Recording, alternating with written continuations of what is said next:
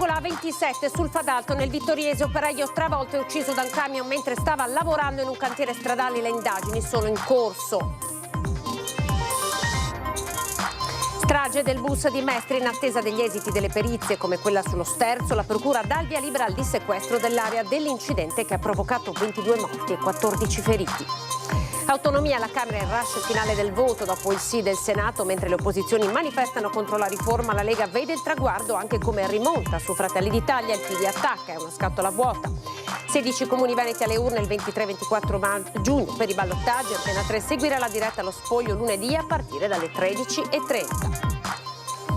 Rispettate le nostre usanze, lo chiede la comunità islamica del Bangladesh. Attiene dopo le polemiche politiche per il rito nel quale le donne sono state separate dagli uomini. 11 persone rinviate a giudizio per il brutale pestaggio tra kosovari e macedoni in piazza Cima che scioccò Conegliano nel maggio del 2021, ma il processo è rinviato al 2026. Quasi 40.000 studenti veneti pronti alla prima prova della maturità da domani, con il tema in pole position le tracce su Matteotti e Oppenheimer, ma anche gli 80 anni dallo sbarco in Normandia. 350 giorni e spettacoli per la nuova stagione del Teatro Stabile del Veneto, intitolata Colpo di scena, ha presentato il cartello. L'anno scorso gli spettatori sono stati quasi 150.000. Eccoci, buongiorno, ben ritrovati. Partiamo come sempre con il telegiornale del Veneto, con il sondaggio della giornata. Questa sera ci occuperemo di autonomia e premierato a Roma, ore di proteste e di voto alla Camera e al Senato per due riforme chiave del governo Meloni. Oggi puntiamo l'attenzione sul DDL Casellati, vi chiediamo premier eletto dai cittadini. È giusto? Diteci sì o no con una telefonata ai numeri che vedete in questo momento in sovraimpressione.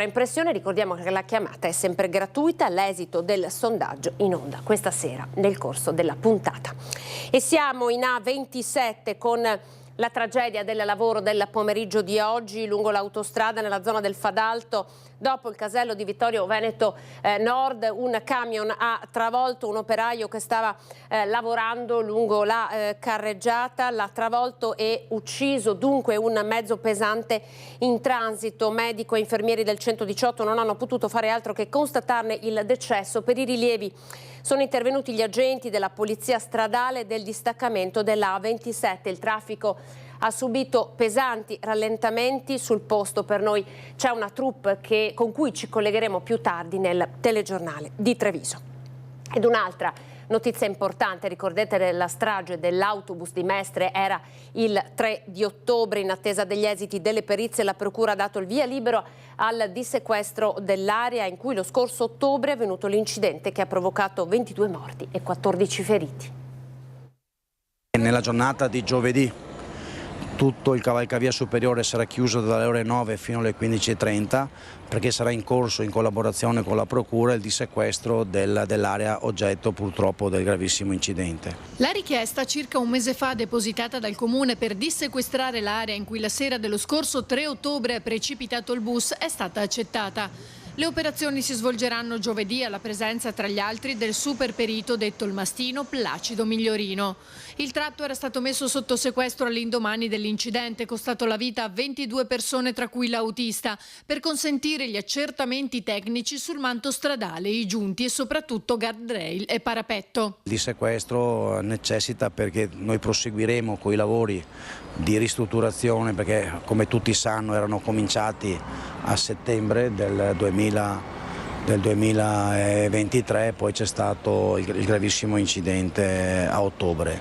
Noi contiamo così, grazie a questo dissequestro, di completare quei lavori di ristrutturazione che sono in corso per riportare ovviamente la sicurezza completa lungo tutto questo cavalcavia. E mentre i lavori proseguono si attendono ancora gli esiti delle varie perizie, tra cui quella sullo sterzo del bus. Ad oggi effettivamente non sono ancora pervenute né le perizie sul guardrail né la perizia sul bus.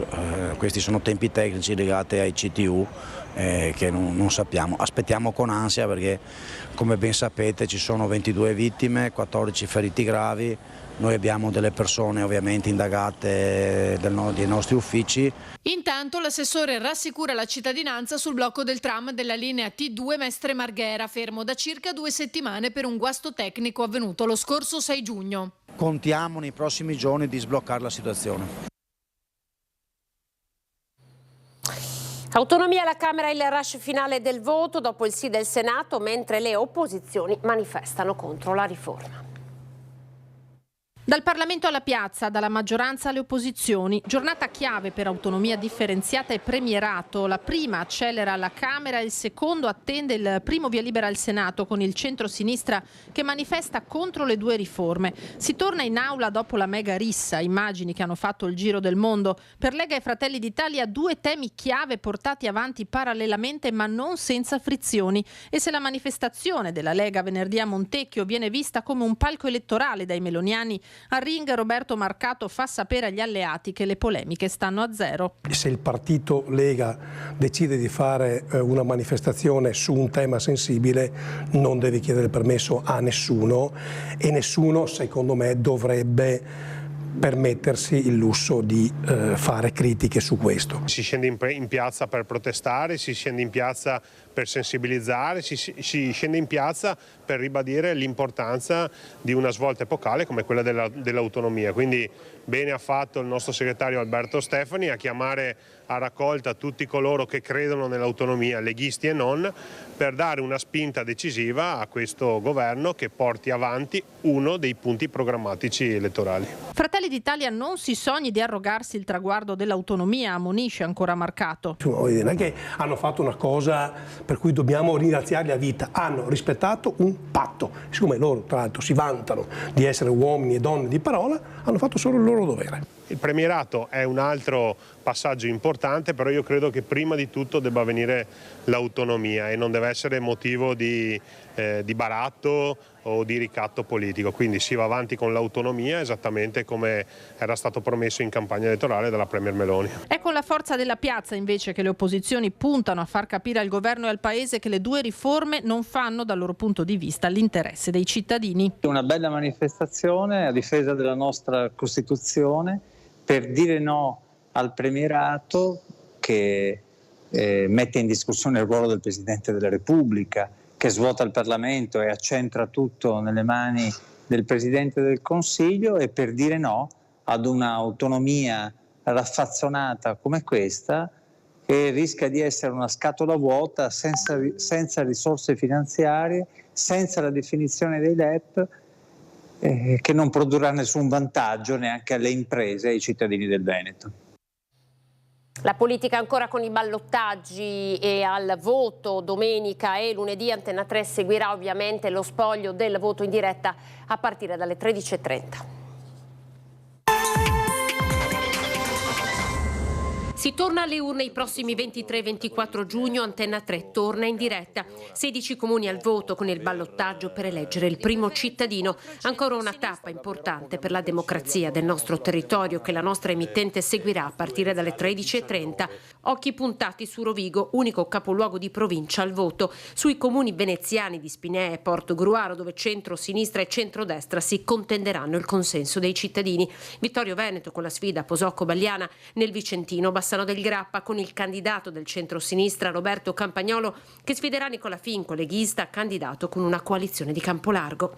Sfide non scontate, soltanto in 5 comuni su 16 è stato raggiunto un accordo sugli apparentamenti, negli altri comuni tutto resterà come al primo turno. Antena 3 seguirà passo dopo passo dall'inizio dello spoglio, si vota fino alle 15, fino al verdetto finale. Collegamenti con gli inviati dalle sedi di partito e dalle piazze principali dei comuni al voto, ospiti in studio per commentare i primi risultati e i nuovi equilibri della politica in Veneto. La politica del Veneto con i ballottaggi in diretta lunedì a partire dalle 13:30. Il caso del rito musulmano attiene, parla la comunità islamica che dice rispettate le nostre usanze.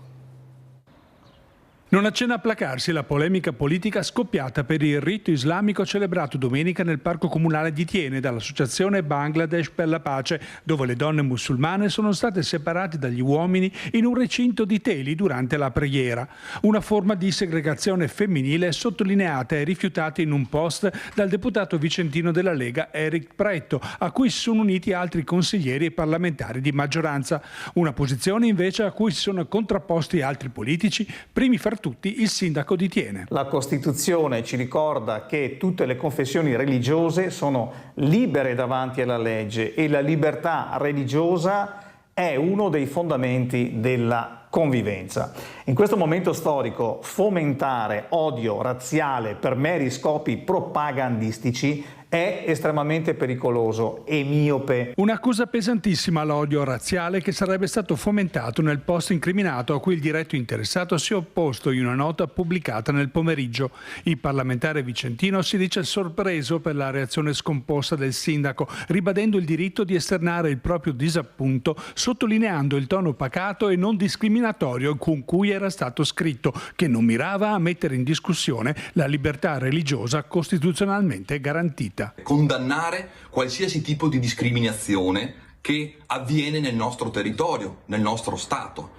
Lo dobbiamo condannare, ma non perché loro hanno una religione diversa, perché è giusto condannare qualsiasi tipo di discriminazione, soprattutto le discriminazioni che riguardano le donne. Una riflessione che noi dobbiamo fare per riuscire effettivamente ad arrivare all'integrazione fra culture diverse. Sconcertati gli organizzatori della festa religiosa che doveva unire le comunità per la pace, sottolineano il rispetto delle leggi italiane, chiedendo a loro volta rispetto per le proprie tradizioni. Noi abbiamo praticato la nostra religione con la consapevolezza, pieno di rispetto, onore e con il protezione, abbiamo pregato con le nostre donne. Non ha niente a che fare con la violenza, discriminazione, anzi noi facciamo parte di sostenere il sportello donna. Prendiamo sempre come legge degli italiani, rispetto a tutte le leggi dei comuni rispetto al regolamento di legge di italiano. Subito dopo la preghiera le donne e uomini tutti abbiamo riuniti a condividere le dolci, condividere la gioia di festa, abbiamo stato insieme per più di un paio di ore. Quindi non lo so chi è stato, i leghisti, non hanno fotografato quello, non hanno visto, hanno sottovalutato anche quello.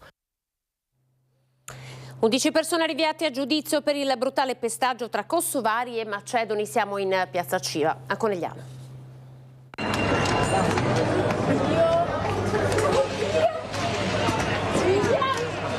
Un inferno scoppiato in un pomeriggio tranquillo in piazza Cima, cuore di Conegliano. Un vero e proprio pestaggio scatenato da una banda di kosovari che sono arrivati in centro armati di cinghie e spranghe. Le indagini hanno portato all'identificazione di 11 persone accusate di lesioni aggravate, danneggiamento e porto d'armi, tutti rinviati a giudizio. I fatti sono avvenuti il 2 maggio 2021, il processo è stato fissato per il 14 maggio 2026. Lascia un po' pensare il tempo fino al 2026, però la fiducia in giustizia c'è sempre stata, l'importante per noi è che il processo vada avanti e queste persone che hanno compiuto questi atti poi vengano puniti, perché altrimenti passa l'idea che si possano compiere impunemente queste cose. Per noi, ripeto, abbiamo massima fiducia nella giustizia, ma speriamo veramente che si arrivi presto a una soluzione di tutto ciò. L'azione della banda era stata velocissima, un regolamento di conti per uno sgarro d'amore di fronte a cittadini che sono fuggiti alla vista delle armi. Ad un tratto sono volate sedie e insulti, alcuni sono finiti in ospedale con varie lesioni.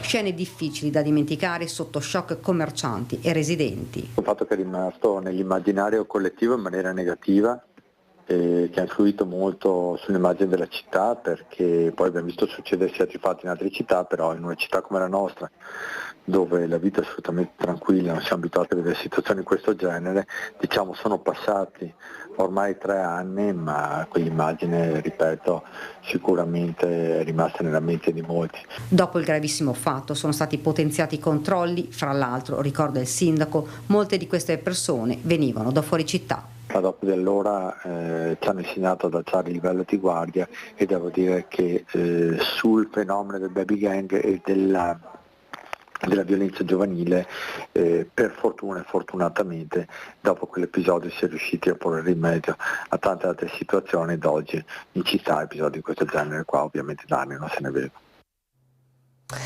Saranno celebrati sabato 22 alle ore 11 nella chiesa di San Nicolò del Lido di Venezia i funerali della piccola Elettra Friselle, la bambina di 17 mesi morta il 1 di giugno soffocata dal tappo di un tubetto di dentifricio.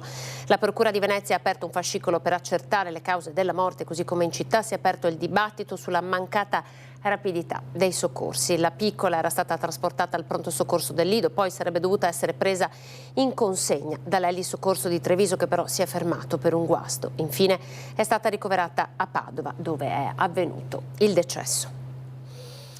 E c'è grande sconcerto a Fellette, siamo a Romano Dezzelino, dove viveva Roberto Di Segna, l'alpinista 57enne morto sul Gran Paradiso.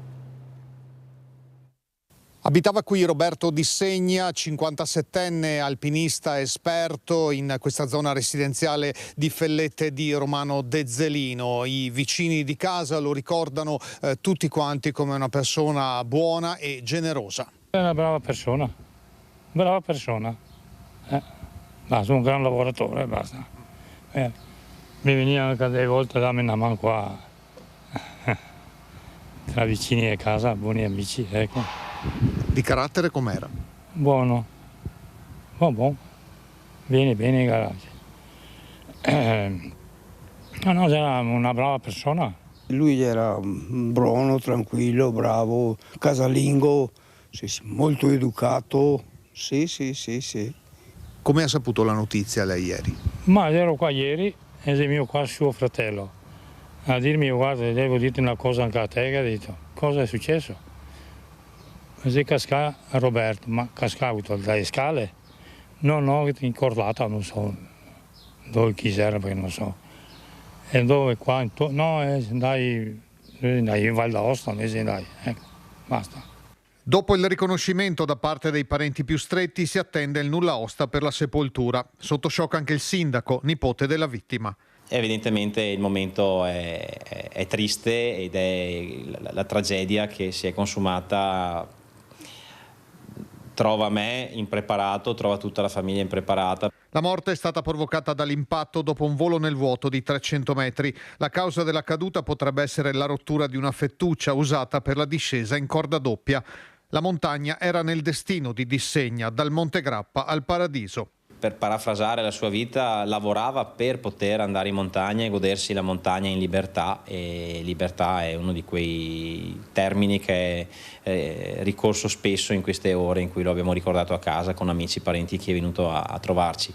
Nella famiglia e nella comunità ora resta il dolore e il vuoto di un'assenza. Sicuramente la prima cosa da fare è ringraziare tutti quelli che in queste ore sono stati vicini alla famiglia e ai fratelli di Roberto, compresa mia mamma, perché c'è stato grandissimo affetto e nel ricordo di Roberto, che era una persona umile, generosa e buona. Al via domani gli esami di maturità per quasi 40.000 studenti veneti. Si inizia dalla prova di italiano. Dal dirigente dell'ufficio scolastico regionale Marco Bussetti un messaggio di incoraggiamento per questa prova e per il futuro che si apre davanti ai maturandi. Care studentesse e cari studenti, finisce con l'esame di Stato un lungo cammino, un percorso unico, difficile e gioioso, di formazione, di relazione, di cultura e di affetto. Inizia così il messaggio inviato dal dirigente dell'ufficio scolastico regionale Marco Bussetti ai quasi 40.000 studenti veneti chiamati a sostenere l'esame di maturità. Si tratta di 37.350 ragazze e ragazzi che frequentano le scuole superiori statali e altri 2.083 delle paritarie. A questi si aggiungono 42 studenti dei percorsi quadriennali. La scuola ha messo tutte le sue energie per ognuno di voi, docenti, dirigenti, collaboratori scolastici, personale amministrativo e tecnico, con puntualità e professionalità hanno coltivato il vostro spirito e la vostra mente. Sono certo che avete risposto con impegno e voglia di scoprire e imparare. Il cammino non è sempre lineare, ci sono rallentamenti, accelerazioni, ma ora siete arrivati e dovete essere orgogliosi e soprattutto fiduciosi in voi stessi. Siete una svolta della vita. Per la prima volta sciolti gli ormeggi con alle spalle il porto sicuro, di fronte il mare aperto. Guardate avanti con serenità, con la giusta dose di preoccupazione e concentrazione per affrontare la prova finale. Treviso la provincia con più studenti, quasi 3.500, 1.663 classi, 900 commissioni. Si inizia con la prova scritta di italiano, 8:30 del mattino, 6 ore di tempo per svolgerla. I 100 anni del delitto Matteotti, gli 80 dello sbarco Normandia, tra i temi in pole position, e ancora gli anniversari legati a figure come Guglielmo Marconi o Robert Oppenheimer. Tra gli autori, per il tema di letteratura, le ipotesi di Manzoni, D'Annunzio, Ungaretti. Albert Einstein, scienziato e Nobel per la fisica, ebbe a dire: la misura dell'intelligenza è data dalla capacità di cambiare quando è necessario. Il cambiamento è la cifra del vostro futuro. La scuola cercate di abilitarvi a questo. Conservate il desiderio di migliorarvi, di crescere, di riannodare sempre i fili della vostra vita. Non abbiate mai paura. Buon vento. Il Teatro Stabile del Veneto pubblica il nuovo cartellone, 350 spettacoli per una rassegna intitolata Colpo di scena. Si intitola Colpo di scena, la nuova stagione del Teatro Stabile del Veneto, con un cartellone di più di 80 rappresentazioni tra Venezia, Padova e Treviso, per oltre 350 giornate di spettacoli dal vivo. Il grande colpo di scena è appunto questa nuova visione, questo nuovo inizio del Teatro Stabile del Veneto. Questo è il grande colpo di scena. E l'altro colpo di scena del quale vado molto orgoglioso è il dialogo che si può instaurare prima di tutto con gli artisti, ma poi tra i 3 teatri, tra le 3 città. Divisa come sempre tra la messa in scena di classici e di nuove rappresentazioni, la stagione si compone di una lunga lista di nomi noti, tra cui Toni Servillo, Marco Paolini, Silvio Orlando, Sergio Rubini, Luca Barbareschi. Ho trovato una visione industriale geniale, perché si pensa in termini di territorio, di cultura delle differenze, perché è un territorio, l'Italia è un paese laboratorio straordinario. A Palazzo Balbi, sede della Presidenza e della Giunta regionale, si ricorda come la stagione appena conclusa abbia registrato quasi 150.000 spettatori e il record di abbonamenti 6.215, più 29% rispetto alla precedente. Il modello Veneto è oggi l'unico in Italia che mette insieme città, fondazioni, aziende, privati. Cioè noi abbiamo cercato di essere inclusivi davvero. Abbiamo creduto moltissimo in questa operazione di circuitare ovviamente l'offerta culturale attraverso il Teatro Stabile del Veneto, ma soprattutto, mi permetto di dirlo, di incentivare l'investimento sui giovani. Proprio i giovani creators della regione, esperti di social media, stanno ottenendo milioni di visualizzazioni raccontando e promuovendo tra i coetanei l'interesse verso un tema come il teatro, a volte ostico a chi frequenta le piattaforme web. Raccolgono gli spunti, raccolgono i momenti più belli anche del teatro, li portano sulle piattaforme digitali e in qualche modo rendono il contenuto, come noi lo chiamiamo, instagrammabile. È tutto, grazie per essere stati in nostra compagnia. Dopo di noi TG Venezia. Arrivederci.